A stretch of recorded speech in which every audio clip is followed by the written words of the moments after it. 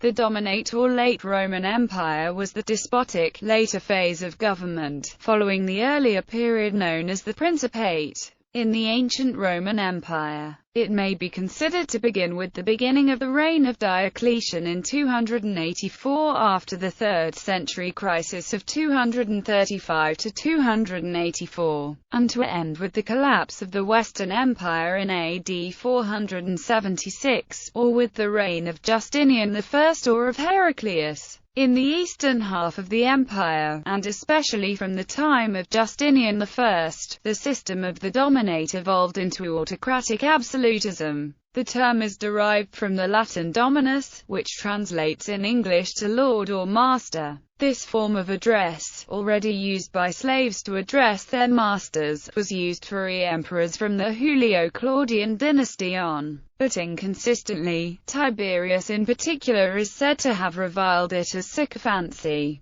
It became common under Diocletian, who was therefore a logical choice as the first ruler of the early Dominate, since he dropped the earlier titles of Imperator Caesar for the new ones of Dominus Noster. Historian David Potter describes the transformation of government under Diocletian when describing the shifts in imagery the emperor used to display his power. The style of government so memorably described by Marcus, whereby the emperor sought to show himself as a model of correct aristocratic deportment, had given way to a style in which the emperor was seen to be distinct from all other mortals. His house could no longer be a grand diversion of houses that other people might live in. It, like him, had to be different. In contrast to the situation in the Principate, however, emperors in the Dominate could not be deified as it was, excepting the 2 initial decades, the Christian period of the Roman Empire. Transition from the Principate.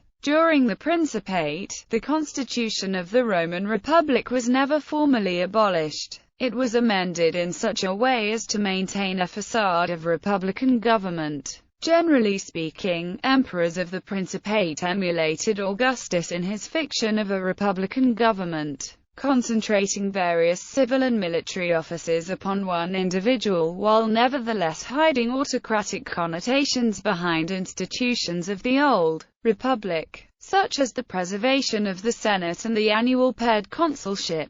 This ended following the crisis of the 3rd century, during the reign of Emperor Diocletian. Diocletian abandoned the appearances of republic for the sake of control. He introduced a novel system of joint rule by 4 monarchs known as the Tetrarchy. It consisted of 2 co-emperors and 2 respectively subordinate junior emperors. Stylistic changes. Diocletian and his Augusta colleagues and successors openly displayed the naked face of imperial power. They ceased using the more modest title of princeps, they adopted the veneration of the potentates of ancient Egypt and Persia, and they started wearing jeweled robes and shoes in contrast to the simple toga praetexta used by emperors of the Principate. Emperors inhabited luxurious palaces and were surrounded by a court of individuals who, only due to the favor and proximity of the emperor, attained the highest honorific titles and bureaucratic functions. In fact,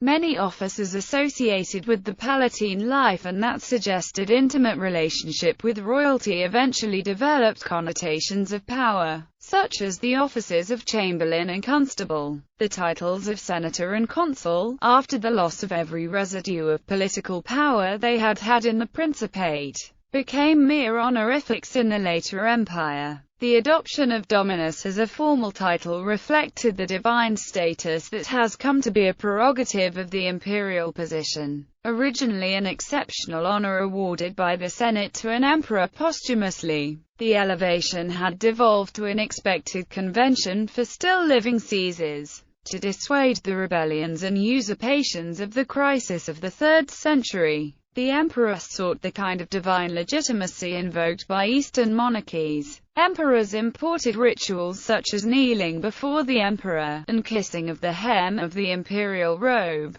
Even some Christian emperors, such as Constantine, were venerated after death. In the Eastern Roman Empire after 476 AD, the symbiotic relation between the imperial crown in Constantinople and the Orthodox Church led to the distinctive character of the medieval Roman state. Anastasius I was the last emperor known to be consecrated as divus on his death. The title appears to have been abandoned thereafter on grounds of its spiritual impropriety. See imperial cult. The last ruler to use the titles Dominus Noster was Justinian I, giving place to the title of Basileus. Another clear symptom of the upgrading of the imperial status was the notion of the emperor as an incarnation of the majesty of Rome, thus Lees Majestae became high treason.